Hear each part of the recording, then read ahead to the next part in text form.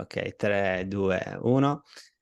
Ciao a tutti, bentornati in questo primo podcast di Veneziano Therapy Podcast. Oggi abbiamo una eh, Elisabetta con noi. Sarà Ciao. un episodio, cioè Elisabetta sarà un episodio che sono sicuro darà eh, un grande aiuto alle persone che soffrono da problematiche croniche. In particolare oggi parliamo della problematica che Elisabetta ha sperimentato, comunque ha subito per molto tempo. Quindi lascio subito la parola a Elisabetta per capire che cos'è successo da quando ha avuto questi sintomi che ci dirà. Insomma, Elisabetta, dacci tu un overview, un background di che cosa è successo e perché ti sei affacciata a una terapia, mind body therapy, che adesso poi andremo anche a spiegare che cos'è. Ehm, Lascio a te la parola. Allora, grazie Alessio e ciao a tutti. Allora, io ho iniziato non avevo mai avuto un dolore cronico, se non i dolori classici che possiamo avere tutti da trauma. E ho iniziato a averlo subito alla fine del lockdown, quindi intorno a maggio 2020. È iniziato senza nessun trauma particolare, quindi non mi son fatta male, non son caduta. Da un dolorino da niente alla zona inguinale. Poi ho iniziato ad avere un dolore nella parte, diciamo della schiena corrispondente all'inguine, quindi però dietro, che è la zona della sacroiliaca sinistra. Ok, Il dolore alla sacroiliaca sinistra, da quando è arrivato, non è mai andato via, quindi è iniziato un dolore, fisso, 24 ore al giorno, che io non avevo mai provato. Non essendo appunto collegato né a un trauma né una caduta, questo dolore mi ha subito fatto spaventare abbastanza, perché era certo. diverso da quello che avevo provato, eccetera. Da lì sono iniziati quindi visite, ovviamente, visite, accertamenti diagnostici, 2 anni di, giri per la Sardegna, l'Italia, con migliaia di euro spesi. Purtroppo tantissime diagnosi diverse e quindi inconcludenti, tantissime terapie, tra l'altro anche invasive, terapie farmacologiche durate più di 1 anno e mezzo con oppiacei, quindi molto pesanti, che mi hanno dato tutta un'altra serie di problemi che era anche difficile distinguere rispetto al sintomo principale, e quindi si sono poi fatte ipotesi disparate su quello che io potessi avere anche a livello sistemico. Ehm, per 2 anni quindi la mia vita si è praticamente bloccata, perché il problema principale che il dolore mi dava è che non potevo sedermi. Cioè, Ok, soprattutto la posizione seduta esacerbava tantissimo il dolore. Io faccio la traduttrice, lavoro seduta, poi da seduti si fanno tante cose, si mangia, certo. si sta con le persone, si guida. Quindi tra questo, il fatto che ovviamente stavo male, il fatto che prendevo dei farmaci pesantissimi, la mia vita si è dovuta praticamente bloccare. E questa è la situazione prima. Ok, prima. Quindi, giusto per riassumere, o anche per tradurre il fatto che hai detto sulla parte bassa della schiena, Sì, quindi sacroiliaca, per sì. coloro che non sanno magari il termine specifico dov'è il sacroiliaco, è la parte molto vicina al coccige, quindi diciamo l'osso sacro, se possiamo dirlo magari in Sì, termini un po' così. eh, un eh, punto lateralmente all'osso sacro praticamente. Lateralmente. Ok, Sì. questi dolori li avevi H24 oppure erano magari più al mattino, più alla sera? No, assolutamente H24. C'erano magari momenti in cui li sentivo di più, appunto legati a certi tipi di movimento, quindi Ok. quando camminavo o comunque muovevo l'articolazione sembrava che migliorassero, e Mhm. invece quando stavo ferma, peggioravano, ma li avevo sempre, fino all'ultimo momento in cui dormivo e subito al risveglio. Ok, Quindi tutti i miei momenti di veglia erano accompagnati dal dolore, tutti, ok, sempre. ok. Cosa ti hanno detto i medici o i professionisti sul fatto che non migliorava questo problema. Ti hanno detto qualcosa, cioè ti hanno dato una spiegazione del perché non migliorava? O sono No. rimasti così vaghi, prenditi, fai questa terapia, proviamo questo? Lì, come spesso succede, secondo me, ci si scontra contro il fatto che la medicina va spesso a compartimenti stagni e che quindi l'ortopedico vede il suo, ti dà la sua terapia, non è servita a niente, allora ti manda, non so, dal reumatologo. Il reumatologo ti fa fare gli esami suoi, non viene fuori niente, allora ti manda dal neurologo e via così. Quindi la cosa peggiore che Sì, io ho provato e che dico sempre è la sensazione di essere in balia di tutta una serie di figure che non si parlavano e che davano ognuno una propria versione, ma poi fondamentalmente se la loro soluzione non funzionava, non li vedevi più. Cioè il problema restava il tuo, che dovevi scegliere tra l'altro il passo successivo. E questa è una cosa tremenda, perché io dicevo, ma sì, io non lo so cosa devo andare a fare adesso, perché certo. non so cosa può essere. Quindi questa è stata la sensazione peggiore, una sensazione enorme di impotenza. Questo è molto comune, perché appunto la parte frustrante a volte è proprio quella che non si trova nulla, non nel fatto che si trova qualcosa, perché uno avrebbe Esatto. pagato, no? Magari dice, ok, Sì, trovami qualcosa che so che sì. questa è la patologia, questa è la cura, e io sono tranquilla. Se ci metto un anno, se ci metto un anno e mezzo, almeno so che cos'ho. Infatti, eh, al di là del problema, della problematica del sintomo, diciamo, localizzato nel corpo, che uno può essere, ok, sacro iliaco, molte persone adesso magari eh, sentiranno dolore in altre parti del corpo, Mhm. però vedranno più o meno lo stesso iter, nel senso che Sì. vado a fare 100.000 visite, 100.000 fisioterapie e nulla ha funzionato. E adesso vediamo appunto cos'è che ti ha fatto poi cambiare approccio, cos'è che... Sì, in questo iter ovviamente alcune volte, ho anche mollato io, nel senso che magari dopo 20 sedute dal chiropratico, oppure dopo 20 iniezioni di una determinata cosa, anche io ho lasciato perché, per un motivo economico, per un motivo di sfiducia, perché se uno Certo, non vede un minimo miglioramento fondamentalmente deve poi provare anche altro. certo. L'unica persona che mi ha dato secondo lui una soluzione che io non ho proprio accettato, è un neurochirurgo che mi ha consigliato la fusione della sacroiliaca, quindi un intervento, per cui mi ha messo in lista d'attesa e io non ho voluto fare, per fortuna, perché per logica io dicevo non voglio che mi si fonda l'articolazione se comunque quando io la muovo l'articolazione sto un po' meglio. Ok, Ehm, Questa è stata l'unica cosa che io non ho fatto, ok. obiettivamente. Ci ricordi Elisabetta da quanto tempo diciamo, sei andata incontro a questi sintomi? Eh, Quanto tempo è durato? O comunque allora, sta durando perché come poi ci dirai, in realtà la totale ripresa non c'è ancora stata, ma tu la tua vita la vivi adesso normalmente rispetto a prima, dove che magari eri in ansia per il sintomo. Ehm, quindi se parliamo quindi dal punto zero al punto in cui hai detto ok, adesso sono arrivata al culmine. Quanto sì. tempo è passato da Allora, quel tempo? dal punto zero son passati 3 anni e mezzo, 3 anni e mezzo. adesso, Ok, okay? 2 anni di peregrinazioni, 1 anno e mezzo di mind body therapy, giusto per ok, intenderci. E comunque, per me la ripresa c'è stata, cioè io mi considero una persona guarita, okay? E poi vedremo il perché. esatto, esatto. Vedremo il perché, che questo è molto importante, che molte persone pensano che è l'assenza del dolore che ci dice se sei guarito o no. Sì, Invece esatto. c'è altro. Sì.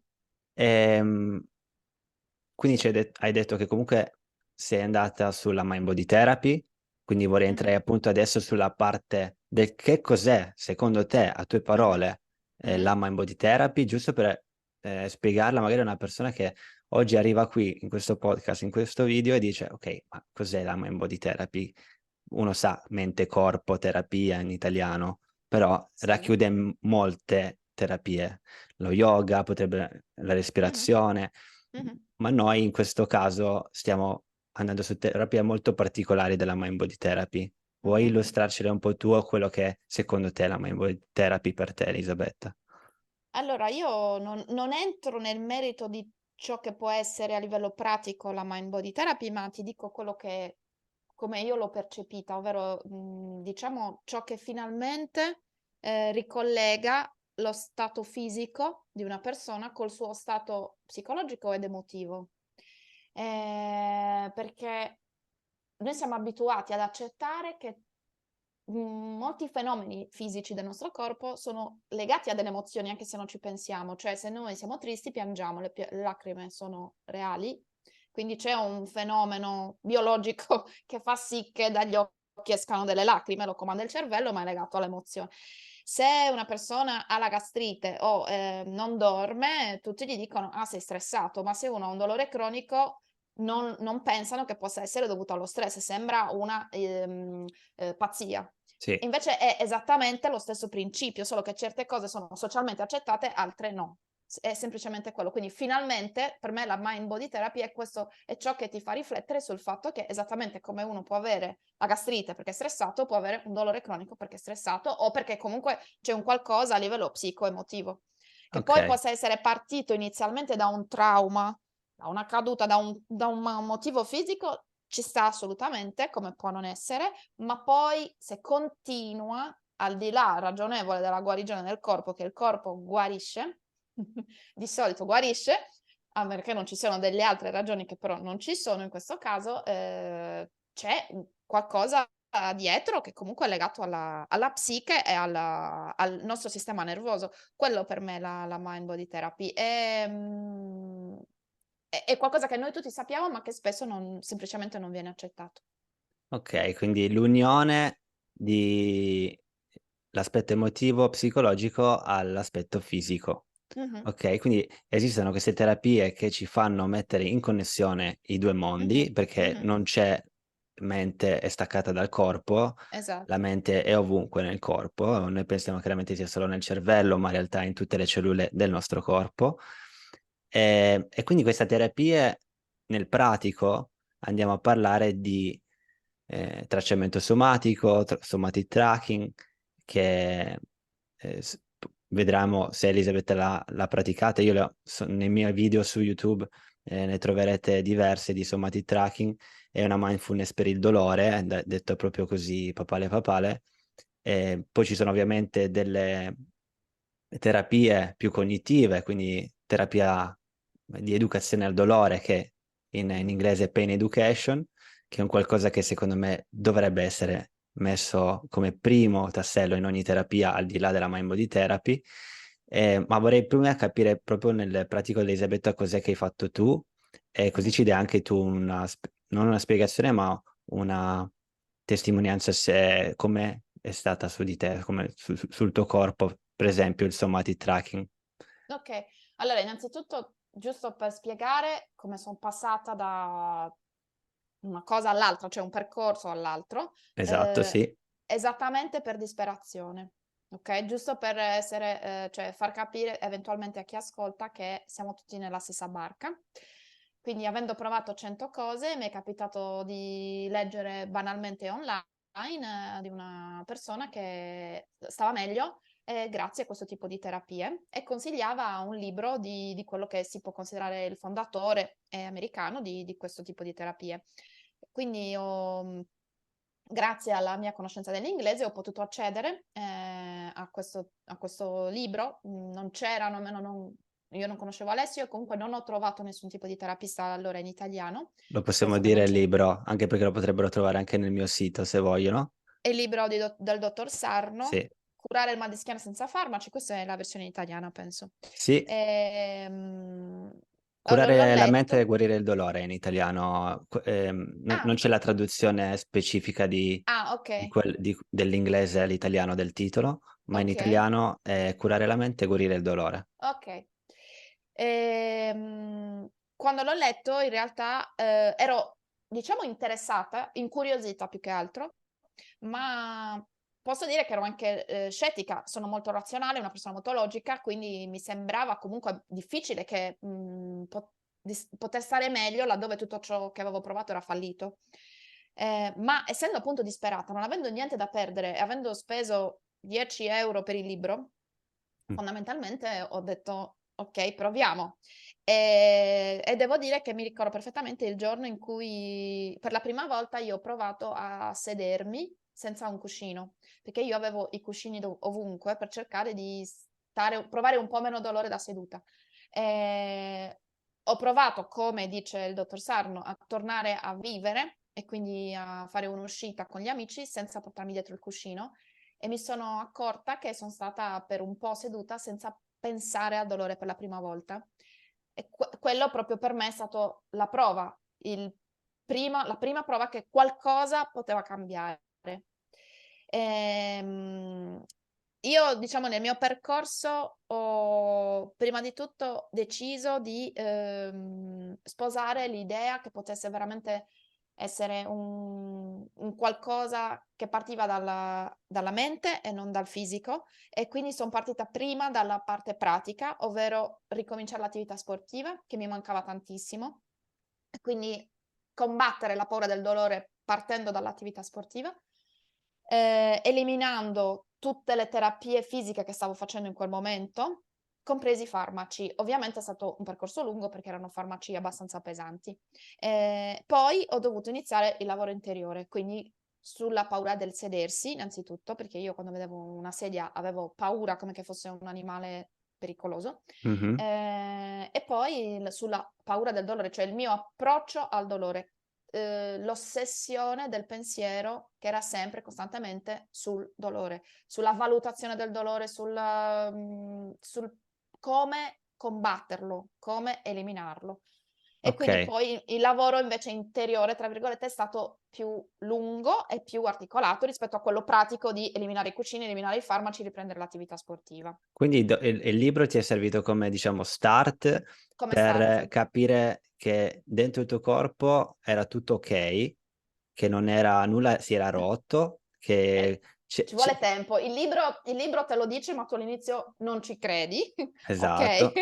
Niente, non c'è Ci vuole tempo per ci vuole crederci. Infatti tempo. questa parte di terapia cognitiva, comportamentale, che possiamo anche chiamarla pain education, è un qualcosa che ci mette un pelino per qualcuno, un pelino Sì, di più per qualcuno, un pelino di meno per qualcun sì. altro, ma è una terapia. Infatti molte Sì. persone, io compreso, ho letto il libro e avevo, per chi mi conosce, il dolore alla cervicale e dopo alla lettura del libro il sintomo è andato giù, Mh-mh. subito dopo la lettura del libro. Sì, Mentre che stavo leggendo il libro, cioè non ho dovuto neanche finire il libro, mentre che sì, stavo leggendo il libro i sintomi andavano giù.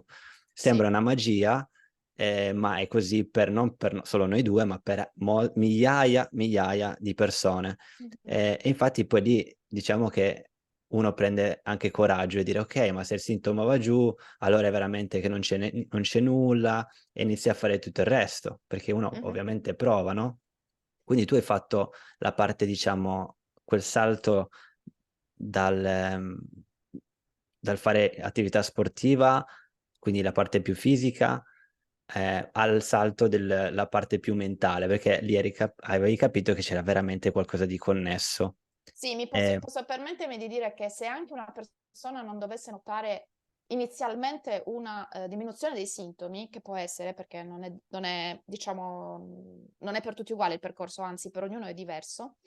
Nel mio caso l'attività sportiva era o l'attività fisica diciamo, perché non ho ripreso subito ovviamente a fare sport, era soprattutto un vedere che, non aumentava il dolore se io mi muovevo. Non è che diminuiva, ma non aumentava. Vuol dire che comunque non era pericoloso, okay? bene, Già quella era una prova per me. Non bene, era diciamo non era necessario che diminuisse, ma non che aumentasse. Il fatto di tornare a una determinata attività fisica, il fatto di smettere i farmaci e vedere che il dolore non era aumentato, ti permette di tornare alla tua vita a livello pratico quantomeno. Questo a livello psicologico t'aiuta tanto. Io son partita dal pratico, ma questo mi ha aiutato a livello psicologico, perché comunque ho visto che nonostante il livello di dolore magari fosse più o meno uguale, mi ero riappropriata di tante attività. certo. Cos'è che hai fatto in particolare nell'attività fisica? Perché magari uno Ah, pensa, devo andare subito a far tennis, no, ho nuoto, no. ricominciato prima Cos'era? camminavo e basta, Mm. e dal camminare ho iniziato a fare qualche metro di corsetta. Dal camminare a qualche metro di corsetta, E molto poi, graduale. Ogni esatto, molto giorno qualcosa. graduale. Sì, esatto, andavo avanti piano piano e mi ricordo Ok. che all'inizio piangevo mentre correvo, un po' per il dolore, un po' perché mi sembrava impossibile essere tornata comunque a correre. E poi quando tornavo a casa mi aspettavo che aumentasse il dolore, invece no. Ok. Questo mi dava fiducia che 2 giorni dopo potevo tornare e rifarlo. Magnifico, magnifico. Questo è già tantissimo. E dopo che cosa è successo? Cosa hai fatto in più? Perché mi hai Okay. detto questo è il primo step, no? Sì, poi ho letto tanti altri libri, di tanti altri, t terapisti medici, americani, sempre che si occupano di mind body therapy e poi, però mi sono rivolta in particolare a un terapista americano, con cui ho fatto delle sessioni, individuali. Okay, Che mi ha, poi aiutato a diciamo lui a fare uhm, a inserire nella mia giornata alcune, strategie, come il somatic tracking, quindi il okay. tracciamento somatico, e altre forme di, possiamo dire meditazione, ma non sono meditazione come ce lo possiamo immaginare noi, tipo stregone o asceta, sono, proprio dei momenti in cui uno cerca di rilassare, di, concentrarsi sul proprio corpo e per me vuol dire fare pace col dolore, okay, non prenderlo come un nemico, accettarlo, ci son tutta una serie di tecniche per iniziare a vedere quel dolore in maniera diversa, e per ricollegarlo anche all'emozione o ai pensieri che uno ha in quel momento. Quindi è come, in realtà sono come delle parentesi all'interno della giornata, che piano piano cambiano il rapporto col dolore. E soprattutto la cosa importante che fanno è piano piano, abbassano il livello di paura, che fondamentalmente è quello che, fa aumentare sostiene il dolore. La paura del dolore sostiene il dolore, quindi è un Sì. ciclo che si autoalimenta. Se non iniziamo ad abbassare la paura, il dolore continua. E l Quindi sì, La paura, appunto, per chi non ha fatto il primo step, o del leggere il libro, o di seguire un terapista che ti spiega queste cose, mh-mh, è appunto quella del pain education. Cioè, se tu non sapevi o non avevi avuto la prova perlomeno in questo caso, perché tu hai letto solo il libro, sì, all'inizio, che il dolore non era sinonimo di danneggiamento, non avresti la tua paura sarebbe rimasta alta ovviamente, perché uno dice: "Okay, ho paura perché c'è qualcosa di fisico lì dietro nel coccige, nel sacro iliaco, mh-mh, che potrebbe spezzarsi, ehm, ehm, potrebbe essere infiammato e quindi va a distruggere", tutte queste parole, diciamo, distruzione, rottura, mh, sfregamento, che sono parole che anche gli stessi, fisioterapisti o fisiatri, ti potrebbero dire, e quindi la paura rimane sempre alta. Invece se sì, magari noi sappiamo che non è sinonimo di danneggiamento, è un qualcosa che arriva dal nostro sistema centrale, nervoso mh-mh, centrale, dato da ansia, mh-mh, poi chi nasce prima, ansia oppure dolore? Lì non lo sappiamo perché è un circolo vizioso, mh-mh, ehm, che appunto poi, se non siamo tranquilli che quel dolore non è nulla di grave, l'ansia non va giù. E quando diciamo paura e ansia sono 2 cose intercambiabili, perché in inglese, forse è più facile capirlo. In italiano quando diciamo paura, quando tu hai paura di qualcosa, uno pensa: "Sì, ho paura di cose fisiche, no, non ho paura del dolore." E invece In realtà io ho letto che la paura è quando, diciamo hai un motivo reale e l'ansia è una falsa paura, cioè una falsa un tuo paura. costrutto diciamo, e quindi, non è in realtà motivata da un reale pericolo, ecco, ma Sì, noi vediamo il dolore è un meccanismo positivo che ci serve, grazie a Dio esiste. Ma in quel caso diventa un meccanismo disfunzionale, cioè che non ci aiuta, anzi. Quindi è lì che dobbiamo cercare di mettere il paletto, tenere la paura quando serve, giustamente, per non bruciarci la mano, ma poi capire quando in realtà è solo ansia, ovvero il pericolo non c'è. E fare bene. questo distinguo quando uno ha vissuto col dolore cronico per tanto tempo è difficilissimo, perché il cervello percepisce a quel punto il pericolo sempre. Ed certo, è molto difficile, ma si può fare, cioè è la fiducia che va riconquistata piano piano, perché si deve pensare che, il cervello è plastico, si può, istruire. Io mi dicevo sempre: "È come che io, dovessi imparare a scrivere con la sinistra." Si può fare, all'inizio è difficile perché, se ovviamente il tuo istinto certo. è scrivere di destra, ma si può fare, l'hanno fatto in tanti, posso imparare. Ci vuole tempo, ci vuole applicazione, ci vuole costanza ogni giorno, ma il mio cervello lo può imparare. Quindi se prima aveva paura di sedersi, piano piano gli insegno che non deve più avere paura, quindi non deve scatenare il dolore perché sedersi non è pericoloso. Ehm, In questo mi ha aiutato anche tanto, vedere i testimonial, per quello io son qua. Quindi persone che, appunto scrivevano in forum oppure, facevano video, la cui storia mi sembrava la mia e semplicemente cambiava il sintomo iniziale magari o piccole differenze, però anche loro disperati, 1000 giri, eccetera, e poi finalmente, erano stati meglio. Quindi dicevo: "Ma se ci sono riusciti loro, perché io non ci devo riuscire?" Esatto, Ehm, esatto. E la parte infatti, quando tu vedi una testimonianza, ti mh-mh, immedesimi in quella persona. mh-mh, Adesso le persone che magari stanno vedendo questo video si immedesimano nel dolore, sì, nelle tue problematiche, no, magari se hanno problematiche di dolore sacroiliaco, perfetto, cioè sono qui a vedere una copia magari, no, però ma non parliamo mai, o quasi mai, del fatto che queste problematiche arrivano soprattutto in periodi molto stressanti nella nostra vita. mh-mh, Ho infatti molte persone che io vedo, molti clienti, quasi la totalità, ha avuto 1 settimana prima, 1 mese prima dell'evento doloroso, che mh, può essere anche un trauma fisico, sì, anche un periodo molto stressante. mh-mh. Puoi dirci Elisabetta se per te è anche, questo il caso? Allora io non mi ero resa conto, non avevo io fatto il collegamento, perché appunto noi siamo comunque abituati a cercare più un trauma diretto, eclatante. Fisico, Ques okay, Fisico, sì, fisico, eclatante. Ci può essere stato anche una sovraccarico dell'articolazione sacroiliaca, nel mio caso, nei mesi antecedenti, perché essendoci stato il lockdown, io ho lavorato per mesi da una postazione che non era ottimale, ma questo non avrebbe certo la durata e il livello del dolore. Sarebbe comunque passato una volta ripreso la vita certo, normale, okay? certo,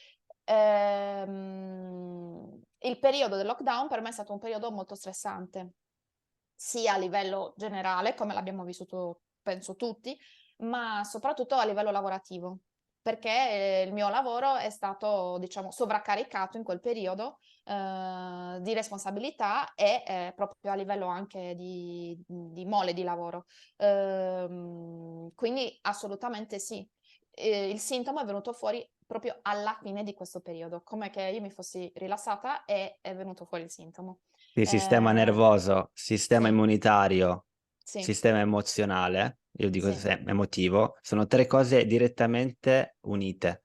Quindi se il sistema emotivo va giù, il sistema nervoso va giù e il sistema, immunitario va giù. Infatti molte volte ci ammaliamo, guarda caso, in un periodo stressante, che può Mh-mh. essere o una malattia, nel senso influenza, in questo caso è un dolore che poi è diventato cronico a causa di, ansia o comunque stress ripetuto nel Sì. periodo, stress da dolore o stress, magari da vita insomma in generale che O abbiamo anche alla tutti. fine di un periodo stressante, perché molto spesso le persone dicono: "Ma adesso era finito." Certo, perché magari il nostro sistema nervoso sapeva di dover tirare avanti fino Esatto, alla fine brava, dell'emergenza e una brava. volta che l'emergenza è finita, in realtà può crollare. Sì, infatti siamo chi soffre di dolori cronici in realtà è molto fortunato che non ha problematiche più gravi. Infatti Mh-mh, volevo dire all'inizio abbiamo parlato di eliminare altre problematiche, perché all'inizio si fa proprio mh-mh. questo. Chi si affida a un terapista mind body o Tension Myasthenic Syndrome in inglese, magari per chi cerca vuole cercare qualcosa di più specifico, tension anxiety syndrome è il termine coniato dal dottor Sarno per racchiudere le patologie croniche non gravi, quindi dolore alla schiena, dolore al coccige, dolore al collo, ce ne sono veramente tantissime, più di 10 di problematiche da dolore cronico. E tutte queste non hanno una radice seria. Quindi quando dico seria è infezione, malattia autoimmune, problematica strutturale, che magari è veramente un nervo che schiaccia un altro e quindi dà un sintomo. Quindi queste problematiche non ci sono. Quindi quando uno magari non trova un terapista e dice cavolo, io non so adesso dove andare a parare se rientro in questa situazione di Elisabetta, e il primo passo è quello di eliminare problematiche gravi, e quelle i normali medici che abbiamo oggi, convenzionali, lo possono fare.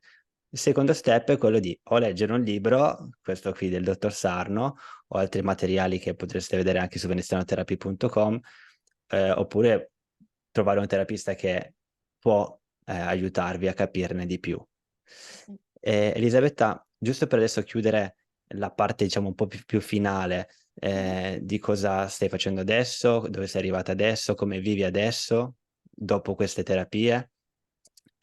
Volevo far capire alle persone che non è lineare il percorso, perché magari una persona dice, ma è troppo facile, guarda, la Mind Body Therapy risolve tutto in pochissimo tempo. Ci puoi spiegare com'è stato il percorso, se ci sono stati alti e bassi, se ci sono state ricadute, e appunto arrivare alla parte finale, quella di dire cosa vuol dire per te essere guarita? Allora, innanzitutto assolutamente tantissimi alti e bassi, o meglio, posso dire che nel mio caso è stato un andamento costante in miglioramento, ma nel costante ci sono giorni migliori, giorni peggiori, momenti migliori, momenti peggiori, tanti momenti in cui ti viene la disperazione di dire ok, forse non ce la farò mai a stare davvero bene. Infatti, una delle cose che io consiglio è quella di crearsi quella che in inglese si chiama evidence list, cioè una lista delle proprie prove che sono personali. Cioè, quel giorno che sono andata con i miei amici e ho fatto questo e mi ha fatto meno male o non mi ha fatto male. Cioè, tutta una serie di piccole conquiste che sono solo le nostre, non le possiamo trovare da nessuna parte, che nei momenti peggiori uno si va a rileggere e veramente gli danno fiducia. Non solo questo, ma anche delle note, io ce l'ho ancora nel cellulare, delle note dei pensieri che facciamo per motivarci, quindi per farci capire che non dobbiamo avere paura, dei promemoria, ok? Che andiamo a rileggere nei momenti negativi. Quindi assolutamente gli alti e bassi, non bisogna fare paragoni con gli altri. Quella è un'altra cosa che dicono tutti, ma uno non ci crede perché dice: ma quello lì è stato meglio in 2 mesi. No, ognuno ha veramente il suo percorso, è assolutamente personale. Ehm, Bisogna riappropriarsi veramente della fiducia nel corpo e nel cervello, nella propria mente, nella propria capacità. E ci vuole tanto tempo e bisogna essere tanto pazienti e soprattutto indulgenti con se stessi, che pretendiamo tutto e subito, ehm, soprattutto perché di solito chi ha dolore cronico, oltre ad essere traumatizzato dal dolore stesso, è traumatizzato proprio da questo iter, in cui spesso, senza volerlo, molte figure mediche lo hanno anche spaventato.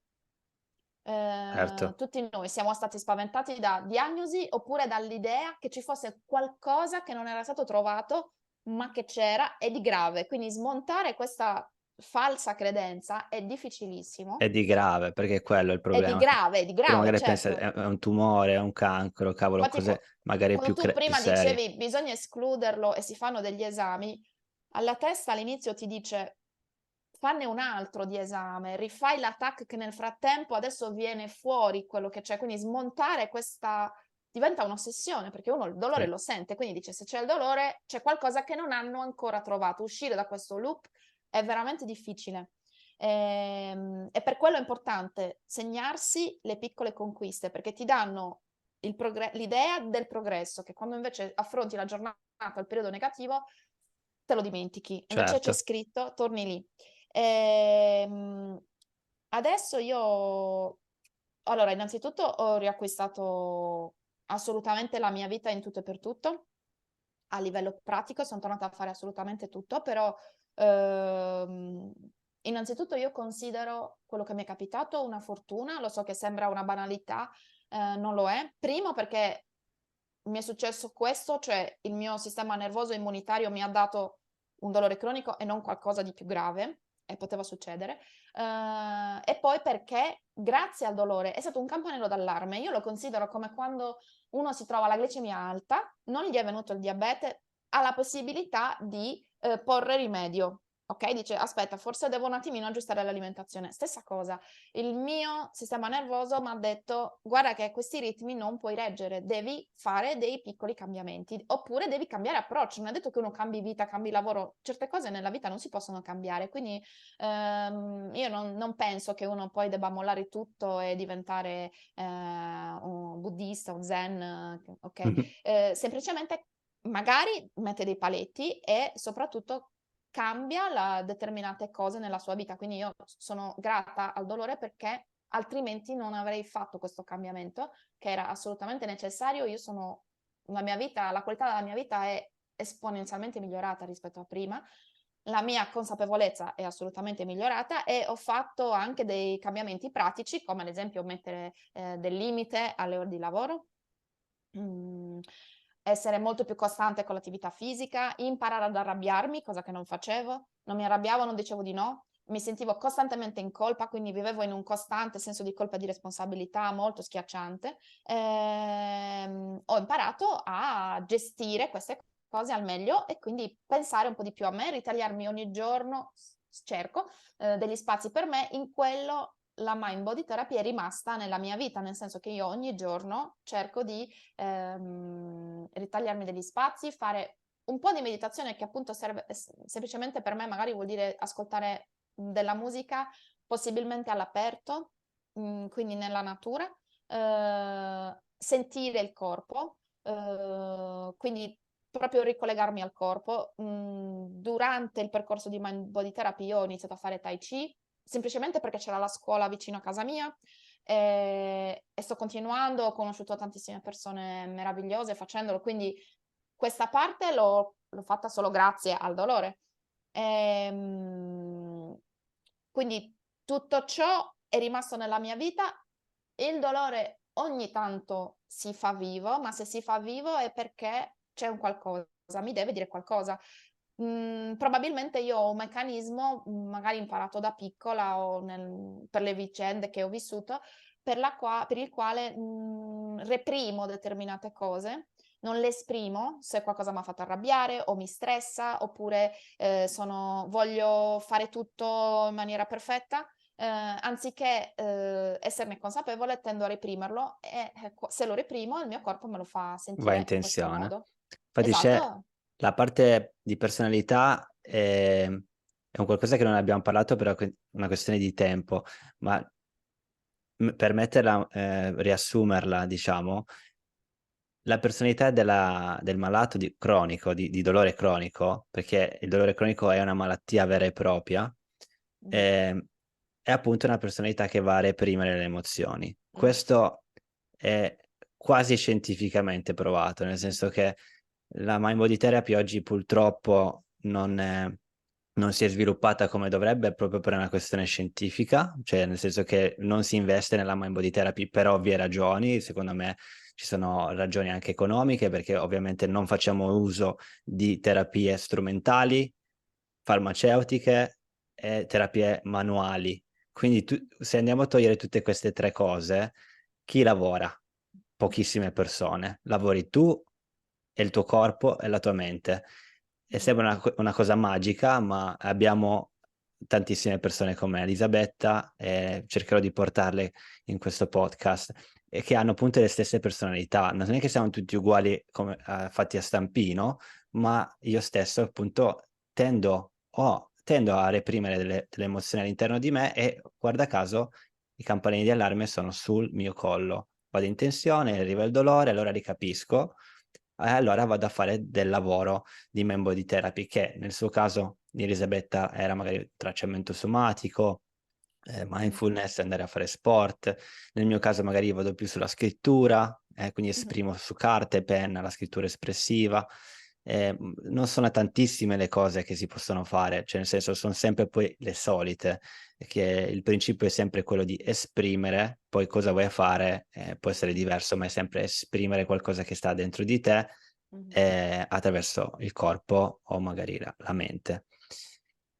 Ehm, Penso che abbiamo più o meno fatto capire, insomma, che questa cosa è seria, è una cosa seria da prendere in considerazione, non deve essere necessariamente l'ultima cosa da fare. Io dico sempre, dovrebbe essere quasi la prima. Se uno va a togliere le patologie gravi, proviamo subito con la mind body therapy, che è la cosa più efficace, perché va a lungo termine. Quando si fa un massaggio, lì stai bene, va bene, sì, dopo domani magari ti arriva di nuovo la tensione, non sai perché.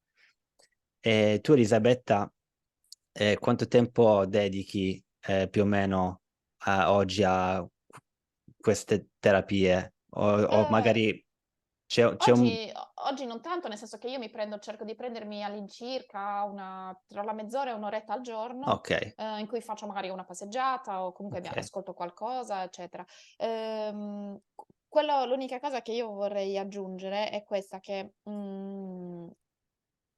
chi ha provato tante cose sa quanto costano le terapie, eccetera. La mind body therapy, volendo, costa 0 praticamente. Come dicevi tu, è un grande lavoro della persona, ok? Perché ci vuole costanza, ci vuole impegno, ci vuole soprattutto fiducia, apertura mentale, per uscire dagli schemi a cui siamo abituati. Però costa 0 e soprattutto, nella peggiore delle ipotesi, non avete perso niente esatto. e avete soltanto migliorato una vostra gestione del dolore. Ad esempio, mi è capitato di andare dal dentista e gestire meglio la seduta, che ovviamente il dolore era dovuto a quello che mi stava facendo, quindi Certo. assolutamente fisico, ma comunque ciò che io ho imparato mi ha aiutato a gestire un po' meglio il dolore che sentivo, perché avevo tutte quelle strategie. Quindi in ogni caso non ti può far male, non è un farmaco, non stai buttando il tempo perché stai comunque imparando qualcosa su di te e stai acquisendo degli strumenti che ti possono servire in tanti ambiti della vita. E per quello io dico, come dici tu, bisognerebbe provare all'inizio, ma se uno non è all'inizio, secondo me veramente non costerebbe niente provarla prima di tante altre E cose. non è mai troppo Eh, tardi. E non e è mai no, troppo tardi. no, mai, mai. Cos'è Elisabetta, per chiudere, che diresti a l'Elisabetta di 3 anni fa, sapendo quello che sai oggi? O una persona magari di fronte a, in questo momento che sta guardando il nostro video e dice, ok, io mi trovo in tutto quello che hanno detto, da dove inizio? Allora, innanzitutto vorrei evitarle. All'Elisabetta di 3 anni fa le vorrei evitare tutto quello che ha passato, se potesse sapere.